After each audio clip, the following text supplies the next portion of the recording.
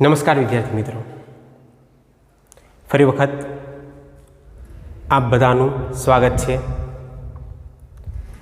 ધોરણ 12ની અંદર પ્રીવિયસ લેક્ચરની અંદર આપણે જોઈ ગયા બીજાણુજનક પેશી, અને એની સાથે એક પોઈન્ટ એ આપણે જોયો, એ પોઈન્ટ હતો લઘુ બીજાણુ જનનનો. લઘુ બીજાણુ જનન એ કોને કહેવાય? હવે આપણે ખ્યાલ છે કે પરાગ માતૃકોષમાંથી અંતે લઘુ બીજાણુના નિર્માણની ઘટના અથવા પરાગરજના નિર્માણની આ ઘટનાને આપણે લઘુ બીજાણુ જનન કહીએ. જે ઉત્પન્ન થયેલ લઘુ બીજાણુ છે પરાગરજ, એને જ અનુસરીને હવે જે આપણે પોઈન્ટની શરૂઆત કરશું એ પોઈન્ટ હશે પરાગરજની રચના. જોઈએ, શરૂઆત કરીએ આ પોઈન્ટની. પરાગરજ એ નર જન્યુજનક અવસ્થાનું પ્રતિનિધિત્વ એ ધરાવે છે. સૌથી મહત્વની બાબત એ જોવા જઈએ તો અહીંયા આપણે દર્શાવશું કે પરાગરજ એ નરજન્યુજનક અવસ્થાનું પ્રતિનિધિત્વ દર્શાવે છે. પરાગરજ એ નરજન્યુ નથી, પણ પરાગરજમાંથી નરજન્યુનું નિર્માણ થશે.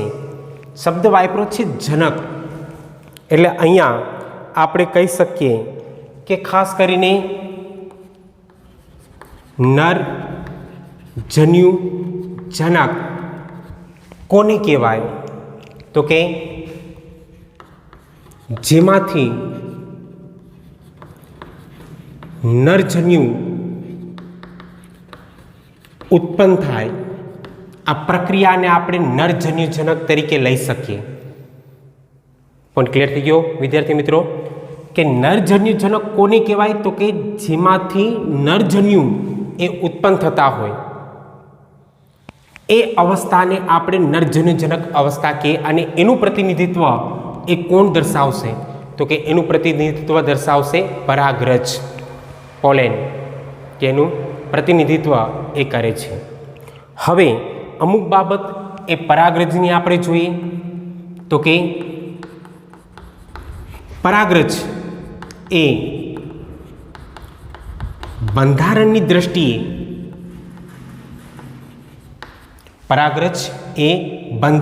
દ્રષ્ટિએ આકાર, કદ અને સંરચનામાં ભિન્નતા દર્શાવે છે. ત્રણ બાબતની અંદર ભિન્નતા એ તમને જોવા મળશે. આ ત્રણ બાબત અનુક્રમે કઈ છે? તો કે સૌથી પહેલી બાબત છે આકાર. દરેક પરાગરજનો આકાર એક સરખો હશે એવું આપણે કહી ન શકીએ. અલગ અલગ પરાગરજનો આકાર એ અલગ અલગ હોય છે. એવી જ રીતના કદ પણ એક સરખું નથી, અને એવી જ રીતના એની જે સંરચના છે એ પણ એક સરખી જોવા મળતી નથી. તો આ ત્રણ બાબતોની અંદર એ ભિન્નતા દર્શાવે છે. એ ત્રણ બાબત અનુક્રમે એક આકાર છે, બીજું કદ છે, અને ત્રીજું છે સંરચના. અનુક્રમે ત્રણે ત્રણ પોઈન્ટ એ આપણે જોશું. હવે અહીંયા આપણે વાત કરીએ સૌથી પહેલા પોઈન્ટની, તો એ છે આકાર. પરાગરજનો આકાર કેવો? તો કે અહીંયા આપણે દર્શાવશું કે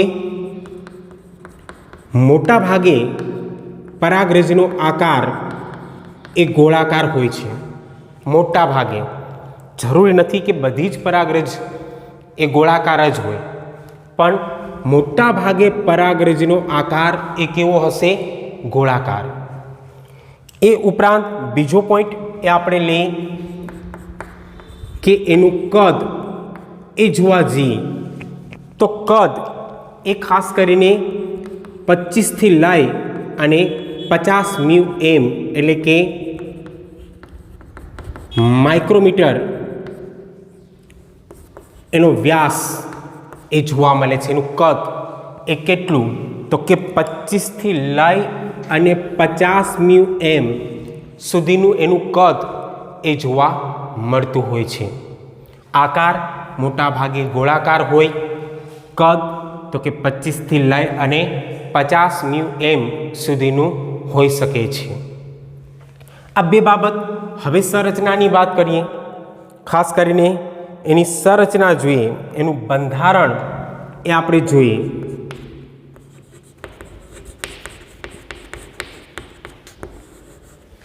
તો અહીંયા આપણે દર્શાવશું કે તેમાં સ્પષ્ટ દ્વિસ્તરીય દિવાલ એ આવેલી હોય છે. બે દિવાલ એ તમને સ્પષ્ટ જોવા મળતી હોય. તમે એને દિવાલ કહો અથવા તમે એને સ્તર કહો. અને અનુક્રમે આ જે દ્વિસ્તરીય દિવાલની આપણે વાત કરીએ છીએ એ અનુક્રમે જોવા જઈએ તો ખાસ કરીને સૌથી પહેલી દિવાલ અથવા સૌથી પહેલું સ્તર એ કયું? તો કે એ છે બાહ્ય આવરણ, સૌથી બહારનું આવરણ. અને બીજું સ્તર લઈએ, બીજું આવરણ, તો એ છે અંત આવરણ. કુલ બે આવરણ એ જોવા મળશે. એક બાહ્ય આવરણ અને બીજું છે અંત આવરણ. આમ બે આવરણ એમાં જોવા મળતા હશે. પોઈન્ટ ક્લિયર વિદ્યાર્થી મિત્રો? હવે એને અનુસરીને ખાસ કરીને આપણે સૌથી પહેલું આવરણ એ જોઈએ.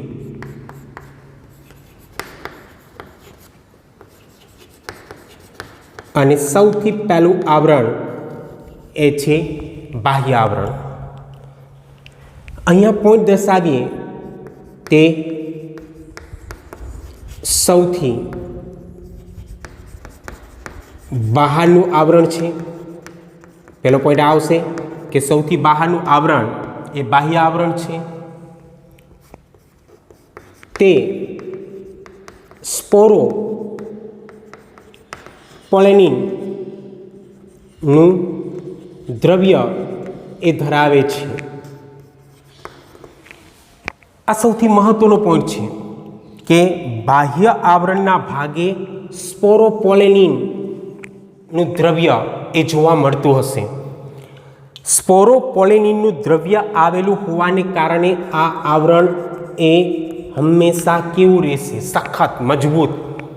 આપણે અગાઉ જોઈ ગયા પોષક સ્તરમાં, યાદ કરો કે પોષક સ્તરની અંદર આપણે કીધું હતું કે ખાસ કરીને પોષક સ્તર એ સ્પોરોપોલેનિનના નિર્માણમાં એક અગત્યનો ભાગ ભજવે. અને ત્યાં આપણે દર્શાવ્યું હતું કે દુનિયાનું સૌથી મજબૂત કોઈ પ્રોટીન હશે તે પ્રોટીન છે સ્પોરોપોલેનિન. ઉપરાંત ત્રીજો પોઈન્ટ લખીએ તો કે તે પ્રતિરોધકતા દર્શાવે છે. કોણ પ્રતિરોધકતા દર્શાવશે? સ્પોરોપોલેનિન. કે તે પ્રતિરોધકતા દર્શાવે છે. આ પ્રતિરોધકતા દર્શાવવું મીન્સ શું? તો કે એ પ્રતિકાર કરવાની ક્ષમતા એનામાં રહેલી છે સૌથી વધારે. એટલે અહીંયા આપણે દર્શાવીએ કે તે જલદ એસિડ હોય, જલદ બેઝ કે ઊંચા તાપમાને પણ એ સ્થાયી એ જોવા મળશે. કોઈની પણ અસર એની ઉપર થશે જ નહીં. જલદ એસિડ હોય, જલદ બેઝ હોય કે એને ઊંચું તાપમાન એ પ્રાપ્ય કરાવરાવો છતાં પણ પરાગરજ એ કોઈ દિવસ નાશ પામતી નથી. વિદ્યાર્થી મિત્રો આ ધ્યાન રાખજો કે પરાગરજ એ કોઈ દિવસ નાશ પામી શકતી નથી. એનું સૌથી મહત્વનું કારણ શું હોઈ શકે? તો કે એનું સૌથી અગત્યનું કારણ એ સ્પોરોપોલેનિન છે, જે પ્રતિરોધકતા તરીકેનું કાર્ય એ દર્શાવે છે. પ્રતિરોધક ક્રિયા એની અંદર જોવા મળે છે કે જેના કારણે એનો નાશ એ શક્ય નથી. ઉપરાંત હજી એક પોઈન્ટ આપવો હોય તો આપણે આપી દઈએ કે ઉત્સેચકો દ્વારા પણ તે અવનત એટલે કે નાશ એ પામતા નથી. ઉત્સેચકો દ્વારા પણ, એન્ઝાઇમ્સ દ્વારા પણ એનો નાશ એ શક્ય નથી. કદાચ માનો કે કોઈ ચરતા પશુઓ છે, ઢોર, એ પુષ્પનો ખોરાક તરીકે ઉપયોગ કરી લે અને એના શરીરની અંદર પરાગરજ જતી રહે. હવે આપણે ખ્યાલ છે કે જઠરની અંદર એસિડ હોય તો એ એસિડ હોવા છતાં પણ એ પરાગરજનો નાશ નહીં કરી શકે. અથવા પાચક ઉત્સેચકો આવેલા હોય પાચન માર્ગમાં, એના દ્વારા પણ ખાસ કરીને પરાગરજનો નાશ એ શક્ય નથી. અને નથી તો એની પાછળનું સૌથી મુખ્ય કારણ એ છે સ્પોરોપોલેનિન, કે જેના દ્વારા પરાગરજનો નાશ એ શક્ય નથી. તો ખાસ કરીને આ જે સંપૂર્ણ ચર્ચા આપણે કરી એ ચર્ચા હતી બાહ્ય આવરણની. પણ હવે ખાસ કરીને બાહ્ય આવરણની અંદર જ એક ભાગ આવેલો છે અને બાહ્ય આવરણની અંદર આવેલો આ ભાગ જેને જનન છિદ્ર કહીએ. જનન છિદ્ર છે શું એને આપણે સમજીએ, જોઈએ.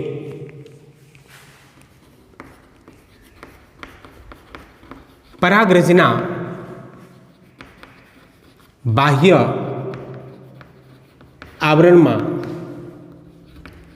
જ્યાં સ્પોરો પોલેનિન ગેરહાજર હોય ત્યાં સ્પષ્ટ છિદ્ર એ જોવા મળે છે, જેને આપણે જનન છિદ્ર તરીકે ઓળખી શકશું. એટલે કે બાહ્ય આવરણ એ સળંગ નહીં હોય. સ્પોરોપોલેનિનનું આવરણ પણ સળંગ હોતું નથી. જ્યાં સ્પોરોપોલેનિન એ ગેરહાજર હોય, જ્યાં સ્પોરોપોલેનિન આવેલું નથી ત્યાં તમે એક સ્પષ્ટ છિદ્ર એ જોઈ શકશો, જેને જનન છિદ્ર તરીકે આપણે ઓળખી શકશું. આપણે આકૃતિ દોરશું અને આકૃતિ દ્વારા સમજશું આ તમામ પોઈન્ટ. પણ અત્યારે થિયરિકલ હું વાત કરું છું કે ખાસ કરીને પરાગરજના બાહ્ય આવરણમાં જ્યાં સ્પોરોપોલેનિન ગેરહાજર હશે ત્યાં એક સ્પષ્ટ છિદ્ર એ જોવા મળશે, જેને આપણે જનન છિદ્ર કહીશું. આ છિદ્ર એ એવું છે કે જ્યાંથી અંત આવરણ એ આગળ વધી તેમાંથી પરાગ નલિકા એ વિકસે છે. કયા ભાગ એવો છે કે જ્યાંથી અંત આવરણનો ભાગ એ આગળ વધશે અને આગળ વધી અને એમાંથી એક નલિકાનું નિર્માણ થશે અને એ નલિકા જેને આપણે કહીશું પરાગ નલિકા, કે પરાગ નલિકાનો વિકાસ એ અંત આવરણમાંથી થાય અને અંત આવરણ જ્યાંથી નીકળે આગળ એ ભાગ એ કેનો હશે? જનન છિદ્રનો. આ ઉપરાંત એક અગત્યની બાબત અહીંયા બીજી આપણે દર્શાવી દઈએ કે સ્પોરોપોલેનિનને લઈને છે પોઈન્ટ કે જ્યાં સ્પોરોપોલેનિન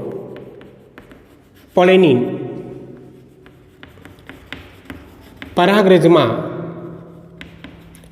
હાજર હોવાથી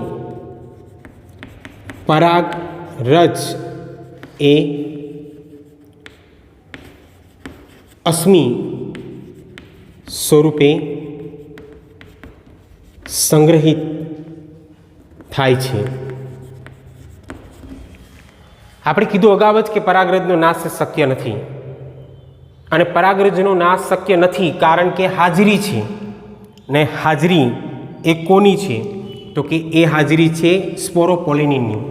સ્પોરોપોલેનિન જ્યાં હાજર હશે બરાબર એ પરાગરજ એ કોઈ દિવસ નાશ નહીં પામી શકે અને મોટાભાગની પરાગરજમાં સ્પોરોપોલેનિન હાજર છે જ, કે જેના કારણે એ પરાગરજ એ હંમેશા કેવા સ્વરૂપે સંગ્રહિત થયેલ હશે, તો કે અશ્મિ સ્વરૂપે એ સંગ્રહિત થયેલ જોવા મળશે.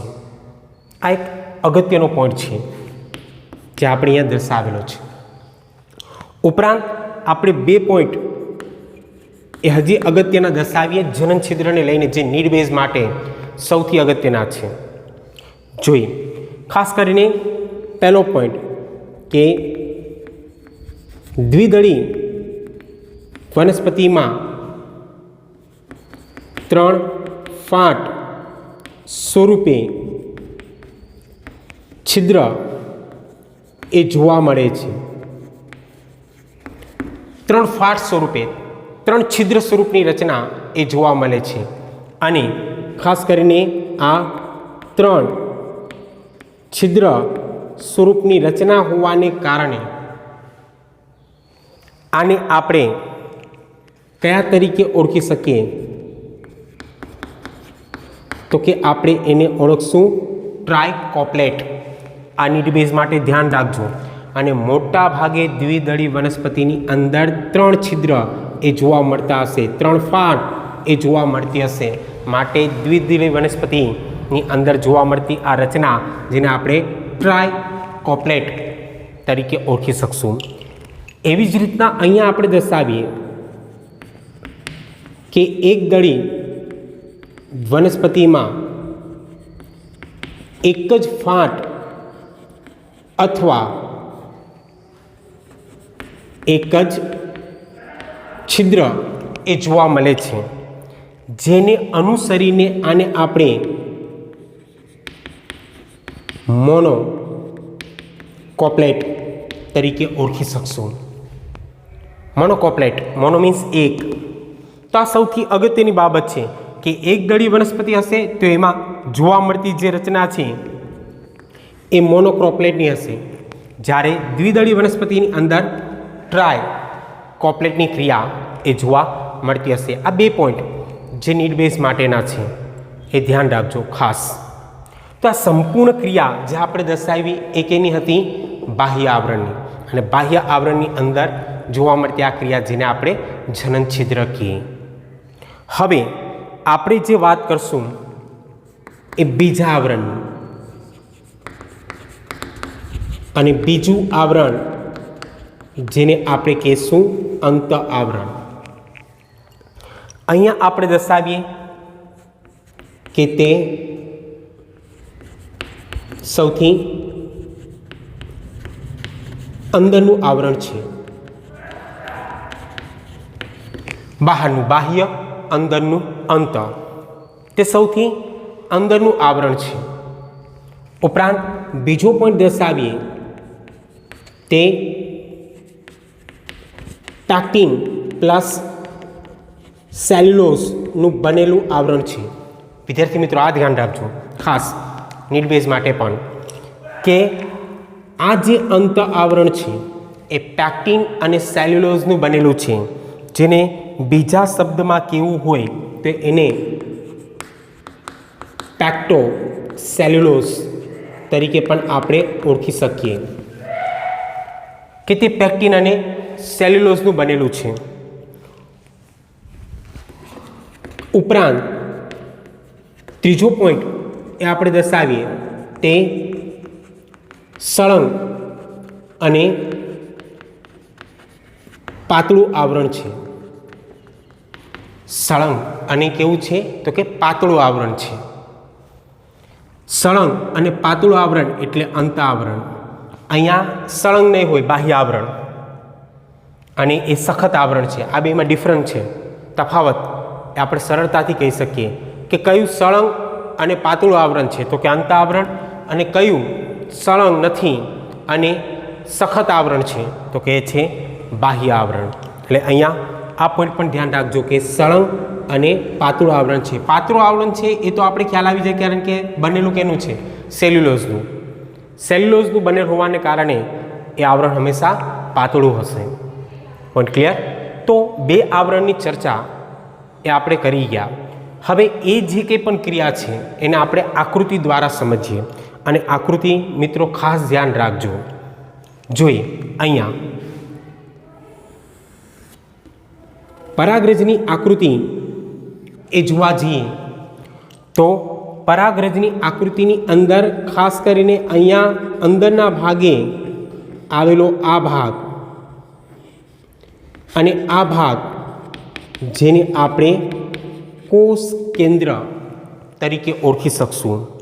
ઉપરાંત એની અંદર ખાસ કરીને એક આવી રીતના ભાગ આવેલો હશે જેને આપણે રસધાની કહેશું કે રસધાની છે. અને એની અંદર આવેલ દ્રવ્ય સ્વરૂપની રચના, આ દ્રવ્ય સ્વરૂપની રચના જેને આપણે કહીશું કોષ રસ. અને કોષની ફરતે આવેલું જે આવરણ છે એને આપણે કહીશું કોષ રસ પટલ કે આવરણ, જેને આપણે પ્લાઝ્મા મેમ્બ્રેન કહીએ, એ છે કોષ રસ પટલ. અને હવે અહીંયા દર્શાવીએ કે એ પરાગરજ ઉપર આવી રીતના એક સળંગ અને પાતળું આવરણ એ આવેલું હશે. બિલકુલ સળંગ હશે અને એકદમ પાતળું આવરણ હશે. અને આ આવરણ જેને આપણે કહીશું અંત આવરણ. આ આવરણ એ કયું હશે તો કે એ આવરણ છે અંત આવરણ. અને એના પછીની ક્રિયા એ જોઈએ તો ખાસ કરીને સૌથી બહારનું આ જોવા મળતું જે આવરણ છે એ આવરણ જેને આપણે કહીશું બાહ્ય આવરણ. કે આ આવરણ એ કયું છે બાહ્ય આવરણ, જે બહારનું છે, જે સ્પોરોપોલિનનું બનેલું છે. અને ઉપરાંત અહીંયા જોવા મળતું જે છિદ્ર છે એ છિદ્રને આપણે કહીશું જનન છિદ્ર. હવે વિદ્યાર્થી મિત્રો અહીંયા ધ્યાન રાખજો, કેટલા છિદ્ર છે? આ 1, આ 2 અને આ 3. તો આ વનસ્પતિ કઈ થઈ? તો આ વનસ્પતિ થશે દ્વિદળી વનસ્પતિ. જો એક જ છિદ્ર આવેલું હોત તો આ વનસ્પતિ કઈ થાત? તો કે આ વનસ્પતિ થાત એકદળી. તો અહીંયા તમે સ્પષ્ટ રીતે સમજી શકશો કે અહીંયા 3 છિદ્ર છે, 3 ફાટ છે, એટલે આ ક્રિયા એ દ્વિદળી વનસ્પતિની જ હશે. તો આ રીતના આપણે સરળતાથી એવા પોઈન્ટે સમજી શકીએ. હવે મહત્ત્વની બાબત એ છે કે અહીંયા આપણે જોશું તો જે જનન છિદ્રનો ભાગ છે અને અંત આવરણનો ભાગ છે, ત્યાંથી અંત આવરણ સહેજ લંબાઈ અને એક નલિકાનું નિર્માણ કરશે. અને એ નલિકા જેને આપણે કહીશું પરાગ નલિકા. અહીંયા ધ્યાન રાખજો, એ પણ જોઈ લે કે ખાસ કરીને આ જે કોષરસ પટલનો ભાગ છે. હવે બીજો ભાગ એ દર્શાવીએ અંત આવરણનો, કે આવરણ એ કયું છે? અંત આવરણ. હવે અંત આવરણ એ સહેજ લંબાશે, આવી રીતના સહેજ લંબાતું એ જોવા મળશે. બહારની તરફ આવેલું આ જે આવરણ છે એ આવરણ છે બાહ્ય આવરણ. અને અહીંયા જોવા મળતો આ ભાગ જનન છિદ્રનો છે. અને જનન છિદ્રના ભાગેથી અંત આવરણ એ સહેજ લંબાશે અને લંબાઈ અને અહીંયા નલિકા બનાવશે. અને આ નલિકાને આપણે કયા તરીકે ઓળખી શકશું? તો કે આ નલિકા એ છે પરાગ નલિકા. ધ્યાન રાખજો મિત્રો કે જ્યાં જનન છિદ્ર છે, આ ભાગ ખુલ્લો છે એટલે જનન છિદ્રનો છે, અને જે અંદરનું આવરણ છે એ આગળ વધી અને એક નલિકાનું નિર્માણ કરે છે, જેને આપણે કહીશું પરાગ નલિકા. તો એક સંપૂર્ણ રચના જે આપણે જોઈ ગયા એ પરાગરજની હતી. પણ એક પોઈન્ટ હજી હું ક્લિયર કરાવી દઉં, અને એ પોઈન્ટ જે નિર્વેશ માટે અગત્યનો છે. જોઈએ અહીંયા આપણે દર્શાવીએ કે સૌથી મોટી પરાગરજ, સૌથી મોટી પરાગરજ એ કઈ વનસ્પતિની? તો કહે છે મિરાબિલિસ જે વનસ્પતિ છે એની. વિદ્યાર્થી મિત્રો, આ નીટ માટેની પ્રક્રિયા છે એટલે ધ્યાન રાખજો કે સૌથી મોટી પરાગરજ એ કેની? તો કે મિરાબિલિસની વનસ્પતિ છે. એને અનુસરીને બીજો પોઈન્ટ કે સૌથી નાની પરાગરજ એ કેની? તો એ છે માયોસોટિસની, જે સૌથી નાની પરાગરજ છે, માયોસોટિસ. ત્રીજો પોઈન્ટ લઈએ આપણે કે સૌથી લાંબી પરાગરજ એ કેની? તો કે સૌથી લાંબી પરાગરજ એ છે જોસ્ટેરાની. જોસ્ટેરા જે વનસ્પતિ છે એની. અને હજી એક પોઈન્ટ ઉમેરીએ તો કે ડમ્બેલ આકારની જે પરાગરજ છે એ કઈ વનસ્પતિની અંદર જોવા મળે? તો કે એ છે વિકા હર્બેસિયા. વિકા હર્બેસિયા જેની અંદર ડમ્બેલ આકારની પરાગરજ એ જોવા મળે. આ જે 4 પોઈન્ટ આપણે લીધા એ નીડ બેઝના છે. અને ઉપરાંત એક પોઈન્ટ હજી આપણે ઉમેરી દઈએ કે પરાગરજનો અભ્યાસ દર્શાવતી શાખાને આપણે કયા તરીકે ઓળખી શકીએ? તો કે એને આપણે પરાગ અણુ વિજ્ઞાન તરીકે ઓળખવામાં આવે છે. પરાગ અણુ વિજ્ઞાન તરીકે એને ઓળખવામાં આવશે. તો આજે આપણે જે વાત કરી એ સંપૂર્ણ બાબત હતી પરાગરજની રચનાની. તો વિદ્યાર્થી મિત્રો, ધ્યાન રાખજો, આપણે જે પોઈન્ટ તો લઈએ જ છીએ પણ પોઈન્ટની સાથે આપણે નીડ બેઝની ક્રિયા પણ દર્શાવીએ છીએ. તે સાથે સાથે નીડ બેઝના પોઈન્ટ પણ આપણે લેતા જશું.